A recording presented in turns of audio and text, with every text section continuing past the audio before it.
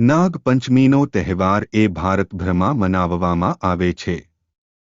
આ તહેવાર એ હિન્દુ ધર્મનો પ્રસિદ્ધ તહેવાર છે. નાગપંચમીનો તહેવાર એ હિન્દુ સંસ્કૃતિનો મહત્વનો ભાગ છે. નાગને ધારણ કરનાર ભગવાન ભોલેનાથની પૂજાપાઠ કરવું એ આ દિવસે વિશેષ રૂપથી શુભ મનાય છે. આ શક્તિ અને સૂર્યનો અવતાર પણ માનવામાં આવે છે. આ દિવસે નાગના દર્શન થવા એ શુભ માનવામાં આવે છે. અંતમાં નાગપંચમીના આ પવિત્ર તહેવાર પર જીઓ ઓર જીને દોના રસ્તા પર ચાલવાની પ્રેરણા આપે છે. જેમ આપણને આપણો જીવ વહાલો છે તેવી જ રીતે નાગ અને સાપ જાતિનો બચાવ કરવાનો સંકલ્પ લેવો જોઈએ અને તેમના જીવનની રક્ષા કરવી જોઈએ. ભારતમાં નાગોની પૂજા પ્રાચીન સમયથી કરતા આવીએ છીએ. દર વર્ષે શ્રાવણ મહિનાના શુક્લ પક્ષના પાંચમના દિવસે નાગપંચમી ઉજવવામાં આવે છે. આ માટે જ આ તહેવાર નાગપંચમી નામથી પ્રસિદ્ધ છે. એક સમયે લીલાધર નામનો એક ખેડૂત હતો જેને 3 પુત્રો અને 1 પુત્રી હતી. એક દિવસ સવારે જ્યારે તે પોતાના ખેતરમાં ખેડતો હતો ત્યારે સાપના બાળકો તેના હળથી માર્યા ગયા. પોતાના બાળકોના મૃત્યુને જોઈને નાગ માતા ખૂબ ગુસ્સે થઈ ગઈ અને નાગ પોતાના બાળકોના મૃત્યુનો બદલો લેવા ખેડૂતના ઘરે ગયો.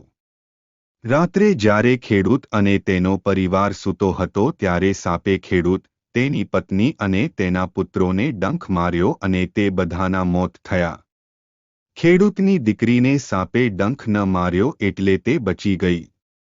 બીજા દિવસે સવારે સાપ ફરીથી ખેડૂતની દીકરીને કરડવાના ઈરાદે ખેડૂતના ઘરે ગયો. તેણે નાગ માતાને પ્રસન્ન કરવા માટે દૂધથી ભરેલો વાટકો મૂક્યો અને હાથ જોડીને પ્રાર્થના કરી અને માફી માંગી. તેણે નાગને તેના માતા પિતાને માફ કરવા પ્રાર્થના કરી. નાગ માતાએ પ્રસન્ન થઈને સૌને જીવનદાન આપ્યું. આ ઉપરાંત નાગ માતાએ પણ આશીર્વાદ આપ્યા હતા કે જે સ્ત્રી શ્રાવણ શુક્લ પંચમી પર નાગ દેવતાની પૂજા કરશે તેની ઘણી પેઢીઓ સુરક્ષિત રહેશે. ત્યારથી નાગ પંચમી પર નાગની પૂજા કરવામાં આવે છે. નાગપંચમીના દિવસે રોજિંદા કામમાંથી નિવૃત્તિ લીધા પછી સવારે વહેલા ઉઠીને સ્નાન કરી સ્વચ્છ અને ધોયેલા વસ્ત્રો પહેરીને નાગ દેવતાની પૂજા કરવામાં આવે છે. આ દિવસે દિવાલ પર ગેરું ચિતરીને પૂજા સ્થળ બનાવવામાં આવે છે. ઘરના પ્રવેશદ્વાર પર સાપનું ચિત્ર બનાવી તેની પૂજા કરવામાં આવે છે.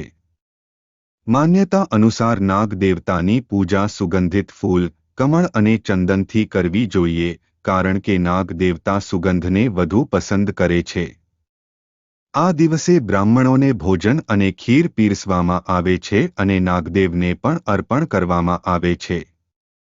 પછી ખીરને પરિવારના સભ્યો સાથે પ્રસાદ તરીકે લેવામાં આવે છે. સર્પ પ્રેમીઓ માટે પણ આ દિવસનું વિશેષ મહત્વ છે. તેમને દૂધ, પૈસા, ખાદ્યપદાર્થો અને જૂના કપડાનું દાન કરવું. આ દિવસે શું ન કરવું? નાગપંચમીના દિવસે સાપને દૂધ ન ખવડાવો કારણ કે કહેવાય છે કે સાપને દૂધ પીવડાવવાથી તેમનું મૃત્યુ થાય છે અને તેમના મૃત્યુનો દોષ આપણને શ્રાપ મળે છે. આ દિવસોમાં માટી ખોદવા પર સખત પ્રતિબંધ છે. માન્યતા અનુસાર સાપનું હૂડ એક છીણી જેવું હોય છે. તેથી નાગપંચમીના દિવસે ચૂલા પર તપેલી મૂકવી એ સાપના કુંડાને આગમાં રાખવા જેવું છે. તેથી જ આ દિવસે ઘણી જગ્યાએ તપેલી રાખવામાં આવતી નથી. ભારતીય સંસ્કૃતિમાં સાપનું ઘણું મહત્વ છે. લાંબા સમયથી નાગ દેવતા સાપને મારીને વેપારી નફા માટે વેચવામાં આવે છે. સાપની ચામડી, ઝેર વગેરે આંતરરાષ્ટ્રીય બજારમાં વેચાય છે. આ જ કારણ છે કે સરકાર અને વન્યજીવ વિભાગે સાપને પકડવા અને તેને દૂધ પીવડાવવા પર પ્રતિબંધ મૂક્યો છે. આ ઉપરાંત સરકાર દ્વારા સાપ અને અન્ય જીવોને બચાવવા, તેમને જીવન પ્રદાન કરવા માટે અનેક પગલાં અને સતત પ્રયાસો કરવામાં આવી રહ્યા છે. એટલું જ નહીં, આપણે એ પણ ધ્યાનમાં રાખવું જોઈએ કે કેવી રીતે સાપ અને સાપની પ્રજાતિઓને સુરક્ષિત રાખીને આપણે આપણી સંસ્કૃતિને જાળવી શકીએ, તેનું મૂલ્ય વધારી શકીએ અને પ્રાણીઓ પર સતત થતા અત્યાચારને રોકવા માટે આપણે દરેક ક્ષણે જાગૃત રહેવું જોઈએ. સાથે જ આ તહેવારની ઉજવણી એ સંકલ્પ સાથે કરવી જોઈએ કે અમે એવી કોઈ પણ વસ્તુનો ઉપયોગ નહીં કરીએ જેમાં સાપની ચામડી કે અન્ય કોઈ પ્રાણીનો ઉપયોગ કરવામાં આવ્યો હોય. આ સાથે આપણે એ વાતનું પણ ધ્યાન રાખવું જોઈએ કે આ દિવસે કોઈ પ્રાણીની હત્યા ન કરવી જોઈએ.